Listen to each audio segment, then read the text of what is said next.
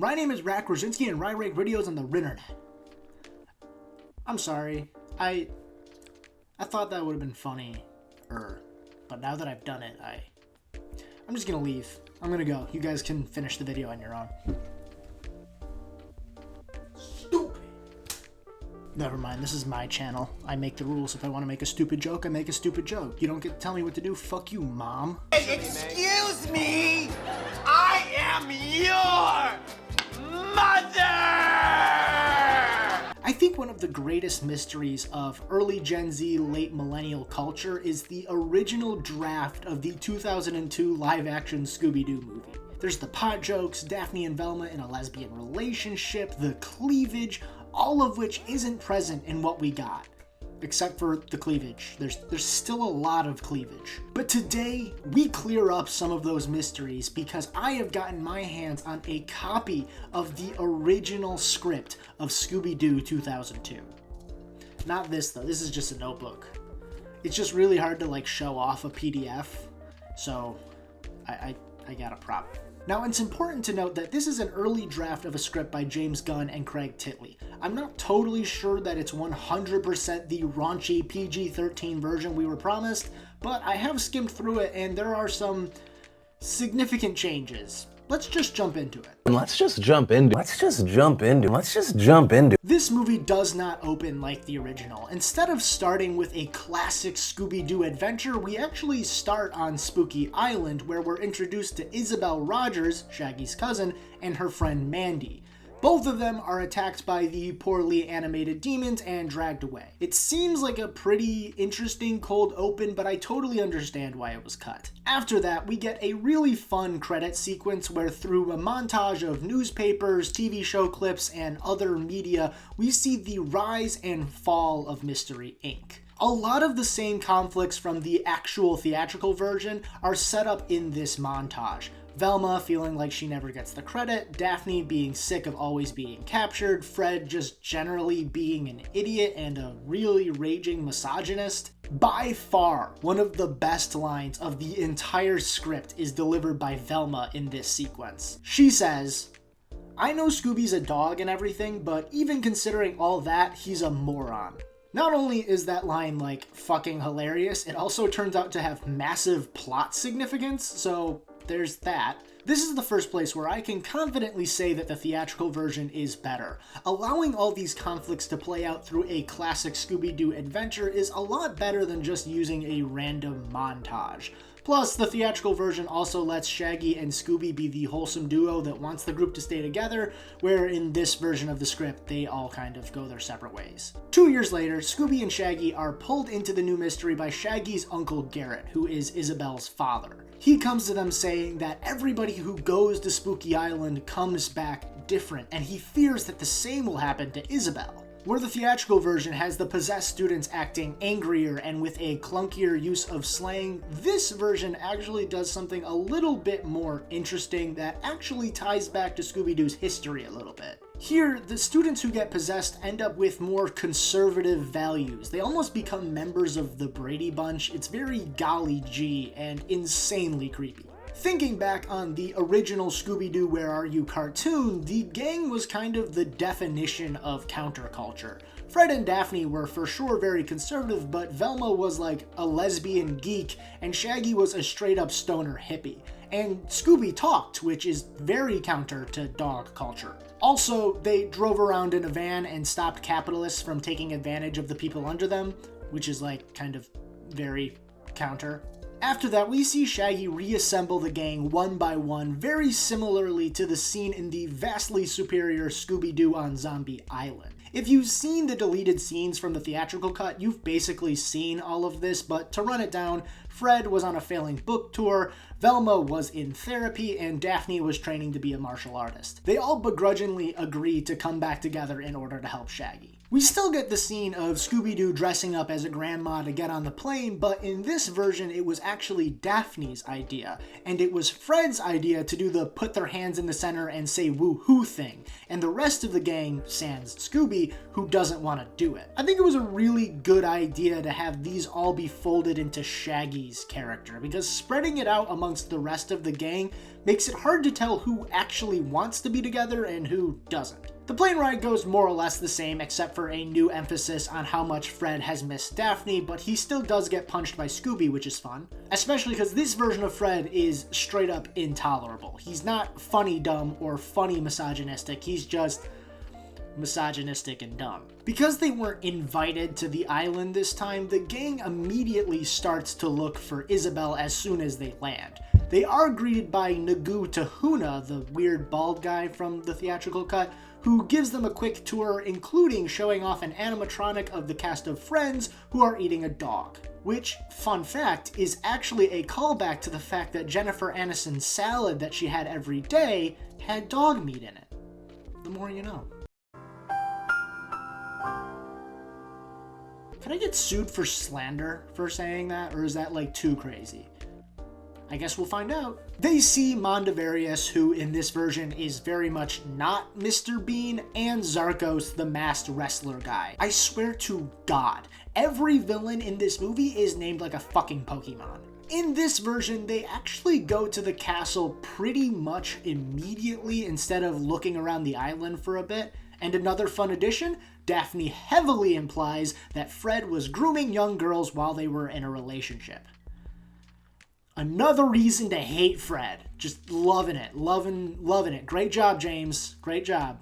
Velma still protests the idea of Daphne and Fred going off together, although in this version, Daphne also pretty uninterested in the idea.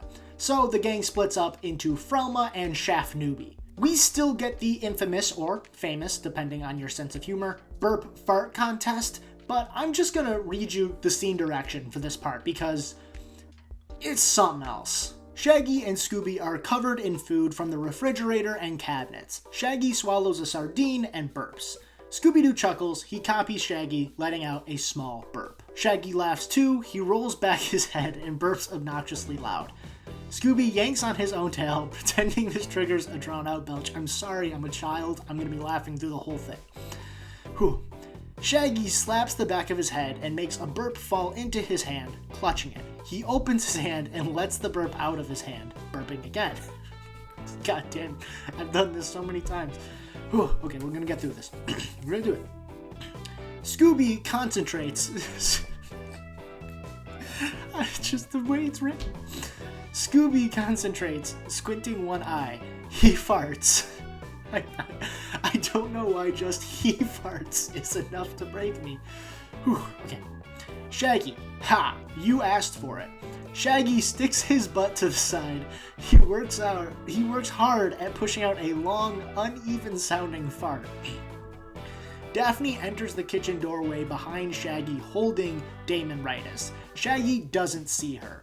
Scooby slices his finger across his throat in a cut-it-out gesture. Shaggy, I don't think so. I'm not stopping till all your fur is singed off. Shaggy cracks up as he continues to pass an inhuman amount of gas. Scooby, pointing surreptitiously behind Shaggy, Shaggy, still laughing and farting, looks behind him. Daphne stares at him. Shaggy's smile disappears. His fart stops mid-sound. Daphne, I thought we were trying to save your cousin. Shaggy, yeah, right, that wasn't me. That was, the plumbing. I'm sorry, at least I didn't cry this time. Daphne interrupts them and shows them a book that she found called the Damon-ritis, which in this version is not a weird little pyramid. Shaggy hilariously points out that some of the grotesque imagery inside the book would work really well on a band t-shirt, which is a very 2000s joke, but I liked it. The whole gang has to leave the castle as Mondavarius and Zarkos charge in, but Daphne is able to steal a few pages from the book. I gotta say, this whole sequence loses a lot of its charm without the weird death traps and each member of the gang finding something important. It's just not as fun. Maybe it's because I'm reading it and not watching it, but overall, it didn't work for me. After they escape and Daphne uses her chi for the first time, they make their way to a hotel to spend the night, where apparently they don't have to like check in or anything. No wonder this island got infested with demons. It has horrible management. Somebody get Mr. Mosby on this bitch. Why don't we just relax and turn on the radio? Would you like M or Flim? Once in their rooms, Daphne and Fred get into an argument about Fred's incredibly toxic masculinity that ends with Daphne calling him gay. Yup, it's early 2000s. I don't know what to tell you. That's just kind of how it worked back then. At the same time, Velma is somehow accidentally getting drunk in the lobby, and Scooby and Shaggy are being chased by one of the demons. It seems like in this version, they actually wanted these demons to be scary, because they describe them as having deep red eyes and molten skin. Compared to the CGI abominations we got in the theatrical cut, I'd say that's an improvement. Much like in the original movie, the demons break into the hotel and Fred and Velma get captured. But in this version, Fred gets slammed into a wall first, which honestly kinda cathartic, cause Fred fucking sucks in this movie. This whole sequence is a lot more intense and violent than the theatrical cut, which kinda goes for more of a comedic vibe. Shaggy, Daphne, and Scooby once again manage to escape the hotel, and this time Shaggy is the one who calls the Coast Guard, who in this version actually show up. Good on you guys. Still ACAB though. Unfortunately, when the Coast Guard do arrive, Nagu Tahuna is already there showing them a fake monster show that he says they must have mistaken for a real one, which is actually kind of funny. I really like this scene. I think this would have worked well in the theatrical cut. One of the fake monsters tells Daphne, Shaggy, and Scooby that they actually saw Fred and Velma at a bar last night. The trio go to investigate and find something really fucking weird. They find them singing at a karaoke bar wearing completely different Brady Bunch-esque clothing. After seeing this, Daphne has to leave to gather herself, which is where she gets captured by Zarkos. At the bar, Shaggy also finally finds Isabel, who has also gone from goth to golly gee. Shaggy begs the Coast Guard officer to take he and Scooby with them off the island, but the officer explains that if they did that, they'd have to put Scooby down for his multiple defecating in public violations. Scooby doesn't understand at first, but Shaggy explains that they want to do to him what they did to Scrappy. So TLDR, Scrappy got fucking euthanized for being too annoying.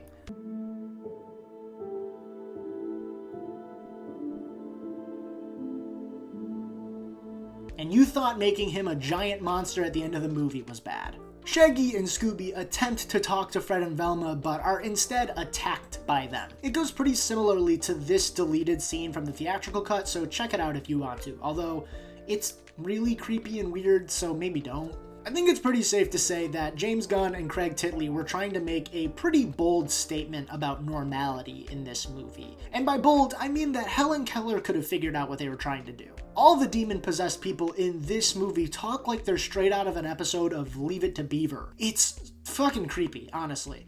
Where the people in the theatrical cut acted more hip, I guess, and dressed like people from the early 2000s, I don't know, so more denim and frosted tips. I do like the bigger swing that this script takes, but that doesn't necessarily mean I think it's good. Definitely creepier though, that's for fucking sure. Shaggy and Scooby manage to escape the possessed, but just like in the theatrical cut, get into an argument and split up. This argument isn't set up as thoroughly as the one in the actual movie is, where Scooby is very visibly upset with how much time Shaggy is spending with Mary Jane, who isn't in this cut at all. In this version, it has to do with Scooby being called a moron throughout the whole movie and Shaggy finally joining in on that bandwagon. But don't get me wrong, Scooby is a moron, like genuinely. Like he's stupider in this version of this movie than he is anywhere else in this franchise. Like there's a bit, one of my favorite bits in the entire script is Scooby just trying to figure out a basic addition problem and he just can't do it. Like one of his answers is pie, another one of his answers is a fucking picture of Pikachu. He's really stupid. He's really fucking stupid in this movie. Shaggy investigates some cables, which leads him to witness the soul removal and possession of one of the Coast Guard officers from before. It's very similar to another deleted scene from the theatrical version, this one. But, warning, this one fucked me up as a kid. Quick story time. I used to own a VHS copy of Scooby-Doo 2002 when I was a kid, and that VHS copy always had the deleted scenes at the end. And this one scared the ever-living shit out of me. Every time I watched this movie, I would have to run through that scene in my head so that when we finally got to it, I wouldn't be scared, which is such a stupid thing to do because I could have just stopped the movie before we got to the deleted scenes. I don't know, I guess I was just as stupid as Scooby it was. I don't know, I was a dumb kid. But honestly, looking back on it as an adult, the scene is more weirdly horny than it is scary. I don't even want to describe it because it's very weird. It's really strange. If you want to watch it, there's a link in the description, but yeah, it's weird. Honestly, this version, a bit better because it takes a more comedic tone and also it doesn't victimize Daphne, which is nice. At the same time that Shaggy is watching, the Coast Guard guy get his soul ripped out, Scooby is getting captured by a possessed Daphne because, like I said before, he's fucking stupid. The next scene basically plays out the same. Shaggy saves the gang's souls one by one and they all fly to their bodies. Fred ends up in Daphne's body, but in this version, Daphne basically immediately swaps with him, so there's no real body swap moment. For whatever reason, this incredibly raunchy cut of this movie has less body swap scenes, which just seems so dumb. I always thought that the third act of the theatrical cut would have been a whole lot better had the gang been forced to do it in each other's bodies. I just think that would have been way more fun, and it would have used that mechanic better. Although I guess it wouldn't have allowed Daphne to have her badass moment, so you win some, you lose some, but overall I think it would have worked. Shaggy meets up with the gang again, and they go over the stolen pages from the Damon Ritus that Daphne took. At the same time, Mondavarius explains his evil plan to Scooby. The plan is relatively the same, except this time, instead of just needing Scooby's soul, they actually want to use him as a vessel for this giant monster called the Demon Rex. Scooby is still absurdly excited by the idea of being a sacrifice, and the gang is still horrified by it. When trying to convince the gang that they have to save Scooby, Shaggy actually makes a fantastic point that I wish had stayed in the theatrical cut. The gang are confused to see Shaggy so willing to go fight an army of monsters, but Shaggy explains that to him and Scooby, the monsters have always been real, which in a way makes him the bravest of them all. He and Scooby are the only two who ever thought that they were ever in real danger. In a very sweet scene, the gang comes around and decide to save Scooby. Fred, Velma, and Shaggy manage to sneak into the cave by pretending to turn Shaggy in, but they kill the demon meant to possess him before it can actually do it. Shaggy finds Scooby and tries to convince him to come with them, but Scooby is still mad and refuses to leave. As the ceremony starts, we actually get a really cool montage of a bunch of the demons that actually manage to escape the island, stopping what they're doing and just holding out a talisman of Scooby. It gives you a nice look at the actual wider effects of what happened on Spooky Island, and I honestly wish it had been included in the theatrical cut. In quite possibly the first instance of the skybeam trope, we see all the souls start to spin and form a giant tube. A giant, winged, horrifying beast emerges from the tube along with a host of other demons. This is the Demon Rex, who hilariously calls Mondavarius a simp decades before that would have any cultural significance. So, confession time.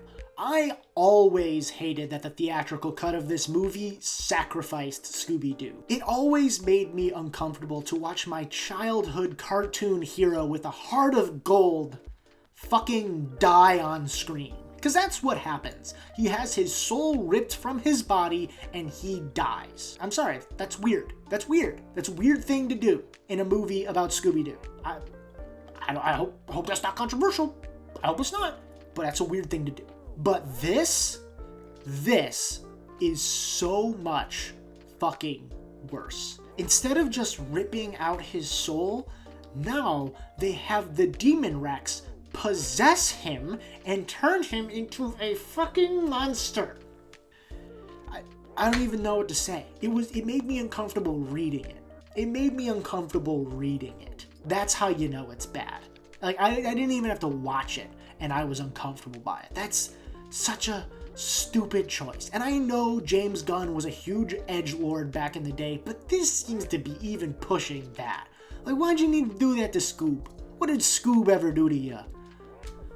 So safe to say, while I hate what the theatrical version did, this version literally makes me want to lobotomize myself. After that horrifying scene, the rest of the movie basically goes how the theatrical cut did. Fred and Velma set up a series of mirrors so that a spotlight aimed by Daphne can get into the room. Daphne also still beats the shit out of Zarkos, but in this version, I think she kills him? It's not totally clear, but it seems like he fucking dies. And Shaggy uses the claw thing to rip the demon out of Scooby. This movie actually does a really good job of showing how good Shaggy is at those claw games. They do it a few times before this moment. I thought that was cute. All the demons are pulled back to hell or wherever the fuck they're from, and the souls go back to their bodies, including the ones that we saw in the montage. Again, a really good use of that. Mondavarius does still turn out to be a man in a mask, or actually a man in multiple masks. It seems like the ending of Scooby-Doo 2 was a recycled version of this movie's ending, because Mondavarius turns out to be Shaggy's uncle, who turns out to be Fred somehow, who then turns out to be Don Knotts, which I'm pretty sure was a reference that was still dated in 2002. We got all the cheering and kissing, and Fred gives Velma the credit. It's very sweet and nice. But then we cut to a few weeks later where the gang is hanging out and about to go their separate ways when Shaggy mentions that he got a call from a factory owner about a chocolate pudding ghost. The gang decides to stay together and investigate it, even though Scooby whispers to Shaggy that there is no chocolate pudding ghost, which is also very sweet. So I like the ending. But it's still, like, why'd you have to possess Scooby-Doo? That was fucked up. I'm still mad about it. Overall, I can confidently say that this version of the script is worse than the theatrical cut. Which makes sense. It's a draft. Those very rarely turn out good. The tone of this script really gave off those early 2000s parody movie vibes rather than an actual adaptation of the Scooby-Doo cartoon. Like, the non-stop pace and jokes really gave off scary movie. There's just very little downtime to give the characters a chance to develop, which honestly shows that Craig Titley and James Gunn are good writers, because when they came to revise this script, they included that downtime, and it becomes a lot better in the theatrical version. There's also, like, not much of a mystery to it for a group called Mystery Inc. Like, the gang just kind of get everything explained to them. The only clue they ever get is the pages that Daphne steals, and that tells them everything that they need to know. This is also a problem with the theatrical cut, though, where Scrappy just kind of tells them everything that they need to know. So I guess it didn't get fixed there. I will say there are a lot of jokes in this script that I wish had stayed in the theatrical cut, including the one I told you before about Scooby not being able to solve that math problem. That's really funny, and I love that by the end he finally does get it.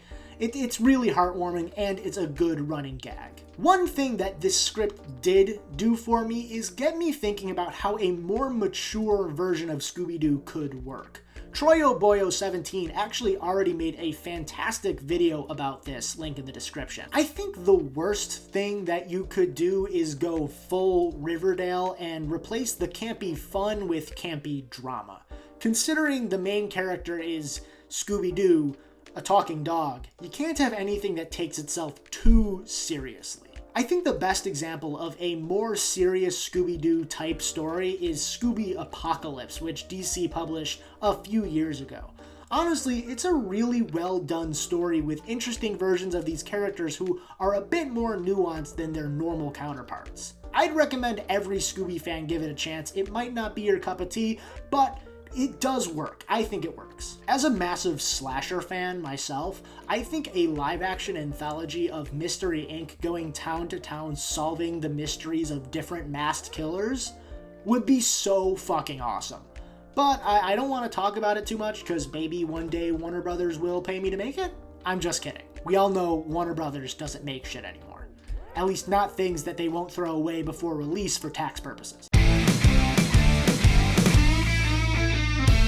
A show or movie with the tone of Stranger Things could work really well too. A group of kids come together as monsters start invading their town. And you don't even mention the talking dog. You treat it like the show has forever, as something people just accept. Scooby can talk. No one even mentions it. Or maybe it could be fun to take these family-friendly characters and throw them into an R-rated world and see them mature over time. Kind of like an extended version of that Scooby-Doo Supernatural crossover from a few years ago. I think it would be fun to see these characters have to deal with swearing and violence and sex, which is something they just don't actually see in their world. But I think we all know what the best option is. Let James Gunn make his rated R Scooby-Doo movie. The man is now the head of DC Films. Warner Brothers likes him. Let him make this movie. You can set it a few decades later, or don't.